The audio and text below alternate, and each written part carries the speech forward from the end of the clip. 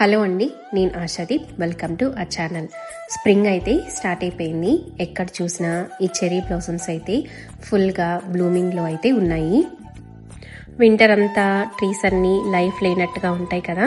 Winter తర్వాత first time మళ్ళీ trees అన్నీ లైఫ్లోకి వస్తున్నాయి అని చెప్పడానికి ఈ చెర్రీ బ్లాసమ్స్ అయితే ఒక సంకేతం లాగా కనిపిస్తాయి అన్నమాట.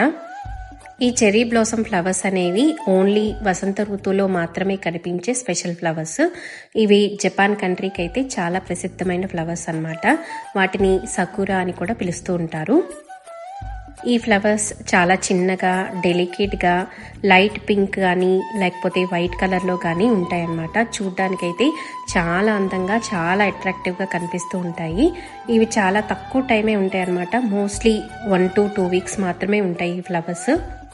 2 weeksలో ఈ ఫ్లవర్స్ అన్నీ రాలిపోయి తర్వాత ఆకులు అయితే స్టార్ట్ అవుతూ ఉంటాయి. ఈ చెట్లు అయితే మా కమ్యూనిటీలో ఉన్న చెట్లు అనమాట. ఒక లైన్ మొత్తం ఈ చెర్రీ బ్లాసమ్ చెట్లే ఉంటాయి. సో చూడ్డానికి లైన్గా చాలా బాగుంటుంది ఆ లేన్ అంతా. బీస్కి అయితే ఒక పండగలాగే ఉంటుంది. ఆ ట్రీస్ దగ్గరికి వెళ్ళినప్పుడు మనకి ఆ బజింగ్ సౌండ్ అయితే చాలా క్లియర్గా వినిపిస్తూ ఉంటాయి. చెట్టంతా ఫ్లవరింగే ఉంటుంది. అలాగే బీస్ కూడా చాలా ఎక్కువ ఉంటాయి అన్నమాట ఈ ట్రీస్కి. చెర్రీ బ్లాసమ్ ఫ్లవర్స్ చూడడానికి చాలా మనోహరంగా అనిపిస్తూ ఉంటాయి కదా. అలాగే మన జీవితానికి కూడా ఒక చక్కని సందేశాన్ని అయితే అవి ఇస్తూ ఉంటాయి.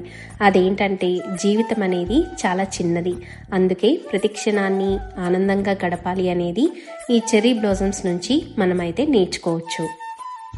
చూసారు కదా ఈ చెర్రీ బ్లాసమ్స్.